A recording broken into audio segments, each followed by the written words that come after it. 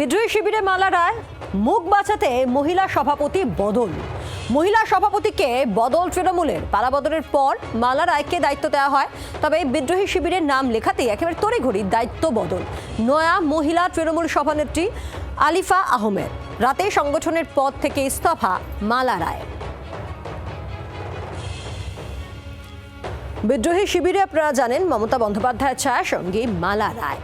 এর আগে আমরা দেখি যে রাজ্যে পালাবদলের পর সমস্ত কমিটি ভেঙে দেয় তৃণমূল, তারপরে নতুন করে সমস্ত কমিটি গড়া হয় এবং সেখানে এক একজনকে দায়িত্ব দেওয়া হয়। সেক্ষেত্রে পালাবদলের পর দায়িত্ব দেওয়া হয়েছিল মালা রায়কে, কিন্তু আমরা তারপরে দেখি একেবারে মমতা বন্দ্যোপাধ্যায়ের ছায়া সঙ্গী বিদ্রোহী শিবিরে, এবং তারপরেই আবারও পালাবদল হলো, দায়িত্ব বদল হলো। কথা বলবো প্রবীর চক্রবর্তী আমাদের সঙ্গে রয়েছেন টেলিফোনে। প্রবীর, কার্যত মুখ বাঁচাতেই রাতারাতি বলা যায় যে সভাপতি, মহিলা সভাপতিকে বদল করলো তৃণমূল।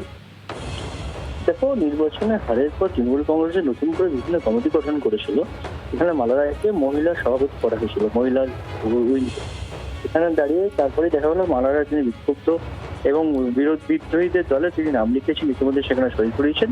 তারপরেই দেখা গেলো যে মালা রায়কে সরিয়ে আলিফা আহমেদকে মহিলা সভাপতি করা হয়েছে। যদিও মালা রায় তিনি রেজিগনেশন দিয়েছেন সেটা দেখা যাচ্ছে মালা রায় 8ই জুনই এই সভাপতির পদ তিনি ছেড়ে দিয়েছেন। তার যা রেজিগনেশন লেটার মমতা বন্দ্যোপাধ্যায়কে লেখা, সেখানে কিন্তু সেটাই দেখা যাচ্ছে তিনি 8ই জুন রেজিগনেশন দিয়ে দিয়েছিলেন। তারপরে তিনি বিক্ষুব্ধদের দলের নাম লিখে সেখানে সই করেছেন।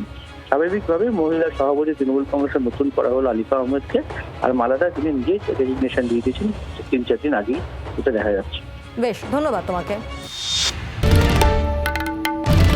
বাংলার আওয়াজ, বাঙালির আবেগ, জি 24 ঘন্টা।